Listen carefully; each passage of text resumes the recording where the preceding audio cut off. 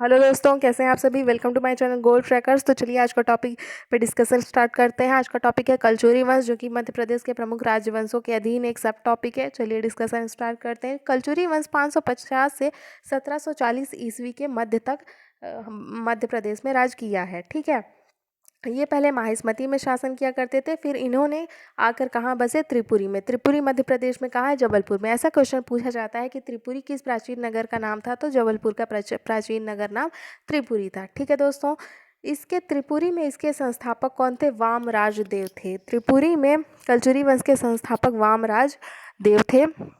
इन्हीं के राज्यों को क्या कहा गया है, इन्हीं के राज्य को चेदी राज्य कहा गया है। फिर इस राज्य का एक महान राजा कोक्कल राजा हुआ, जिसने चालुक्यों के साथ मिलकर राजा भोज को मार गिराया। किसके साथ, चालुक्यों के साथ मिलकर किसने राजा भोज को मार गिराया, कोक्कल ने। ठीक है, फिर क्या हुआ, इसके बाद कलचुरी शक्ति का पतन शुरू हो गया और धीरे धीरे 1740 तक ये रहा, फिर उसके बाद पतन हो गया। ठीक है, फिर इस राज्य पर मुस्लिम शासन स्थापित हुआ। आप लोगों को पता ही है कि 11वीं 12वीं सदी में मुस्लिम आक्रमण हुआ और मुस्लिम शासन स्थापित हुआ, दिल्ली सल्तनत। ठीक है, दिल्ली सल्तनत के बारे में पढ़ना है तो मेरी अगली वीडियो ज़रूर देखिएगा, जिसमें मैंने पूरा डिस्कशन किया है कि कैसे दिल्ली सल्तनत स्थापित हुई, कैसे आए, इससे क्वेश्चन बनते हैं। चलिए आगे बढ़ते हैं। तो फिर अब इतना हुआ हमारा, मैंने ये बताया। ठीक है, अगर आपको डिटेल में पढ़ना है, डिटेल में नहीं, इसके डिटेल में पढ़ने वाली बात है कि कलचुरी प्रशासन कैसा था, क्योंकि कलचुरी प्रशासन प्रजाहितकारी था। तो इस बारे में क्वेश्चन पूछे जा सकते हैं कि कैसा प्रशासन था। तो चलिए देखते हैं। कलचुरी प्रशासन 3 भागों में विभाजित था। ठीक है, कितने भागों में, 3 विभागों में विभाजित था। पहले हम देखते हैं किस किस भागों में। पहले सैन्य विभाग, कौन सा विभाग, सैन्य विभाग। दूसरा विदेश विभाग। तीसरा पुलिस विभाग। तीसरा कौन सा विभाग था, पुलिस विभाग।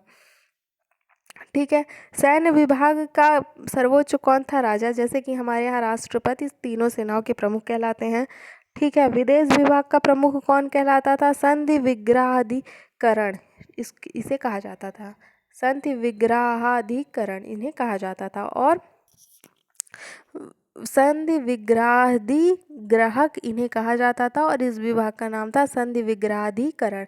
इनका इस विभाग का काम क्या होता था, संधि सुकत विग्रह और युद्ध, कैसे कब संधि करनी है, किस देश किस राज्य के साथ हमें मित्रता रखनी है, किस देश के साथ ही हमें संधि करनी है, किस देश के साथ हमें युद्ध करना है, इन सभी विभागों के लिए यह कार्य करता था। फिर आता है पुलिस विभाग। पुलिस विभाग का प्रमुख दंडपाशिक, पुलिसों को कहा जाता था दंडपाशिक या दंडनायक के अंडर रहता था पुलिस विभाग।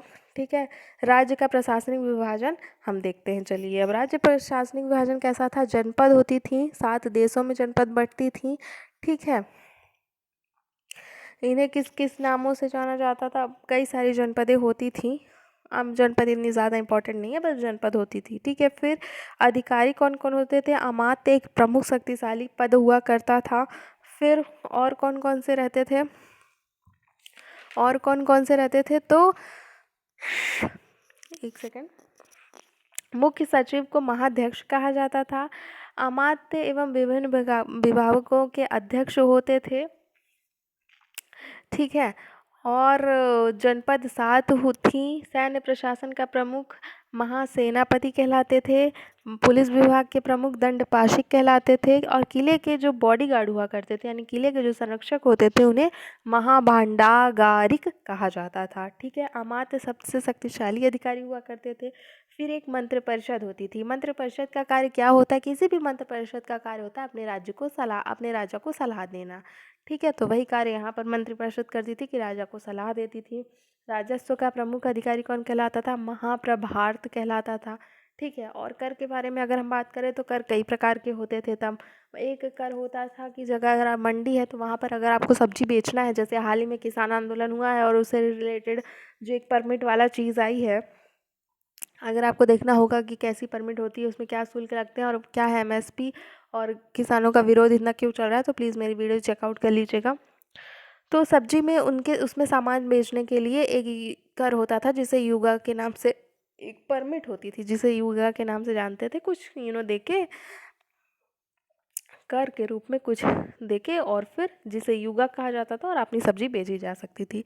ठीक है, इस प्रकार का रहता था। फिर स्थानीय शासन कैसा रहता है? स्थानीय शासन हमारे यहाँ पंचायती राज और नगरीय प्रशासन है। और तब के काल में हम देखते हैं नगर प्रमुख पूर्व प्रधान कहलाता था, ग्राम प्रमुख ग्राम पोषक कहलाता था, ग्राम भोगिक कहलाता था। एक परिषद होती थी जिसे पंचकुल कहते थे, जिनके सदस्य महतर कहलाते थे। ठीक है, अब यहाँ पर क्वेश्चन बनता है कि पंचकुल कहाँ, पंचकुल किसे कहा जाता था? तो एक परिषद को पंचकुल कहा जाता था कलचुरी प्रशासन में। पंचकुल गांव और नगरों में जनता द्वारा निर्वाचित होती थे, जैसे हमारे यहाँ भी पंचायत होती है, सरपंच होते हैं, है ना, पंच सरपंच होते हैं। ये 5 सदस्यीय होती थी, बस पंच नाम है तो। ठीक है, स्थानीय शासन शासन व्यवस्था संभालती थी यही। कलचुरियों ने भी एक संवत चलाया था जिसे कलचुरी संवत कहा जाता है। ठीक है दोस्तों, तो ये रहा हमारा कलचुरी प्रशासन। कलचुरी शासन को प्रजा हितकारी नाम से जाना जाता था। ठीक है दोस्तों, बाकी अगर आपको हम मेरी ये पीडीएफ चाहिए होगी तो नीचे डिस्क्रिप्शन बॉक्स में मेरे नाम का टेलीग्राम चैनल है, मेरे नाम का नहीं सॉरी, मेरे चैनल के नाम का गोल्ड ट्रैकर्स, आप उसे ज्वाइन कर लीजिए। आपको सारी पीडीएफ टेस्ट वगैरह सभी चीज़ें मिल जाएंगी। और हाँ, मेरे चैनल को सब्सक्राइब ज़रूर कर दीजिएगा। अगर आपको आगे की अपडेट चाहिए होगी तो प्लीज़ प्लीज़ प्लीज़ चैनल को सब्सक्राइब कर दीजिएगा। और एमपीपीएससी से रिलेटेड अपडेट चाहिए होगी, न्यू वैकेंसी रिलेटेड अपडेट चाहिए होगी कि न्यू वैकेंसी कौन सी आई है, कहीं भी ऑल इंडिया कोई भी न्यू वैकेंसी आई है, मैं चैनल पे टाइम पर अपडेट देती रहती हूँ। तो प्लीज़ मेरे चैनल को चेकआउट कर लीजिएगा और प्लीज़ मेरे चैनल को सब्सक्राइब कर लीजिएगा और बेल आइकन ज़रूर प्रेस कर दीजिएगा। जैसे जैसे ही नई वैकेंसी आए, कई प्रकार की वैकेंसी आती है, 10वीं पास, 12वीं पास, ग्रेजुएट, पोस्ट ग्रेजुएट, तो ऑल इंडिया ओवर बहुत सारी वैकेंसी आती रहती है। तो अगर आप सब्सक्राइब नहीं करेंगे तो मैं नहीं बता पाऊँगी। ठीक है, तो मेरे चैनल को सब्सक्राइब ज़रूर कर दीजिएगा। धन्यवाद, मिलते हैं अगली वीडियो में।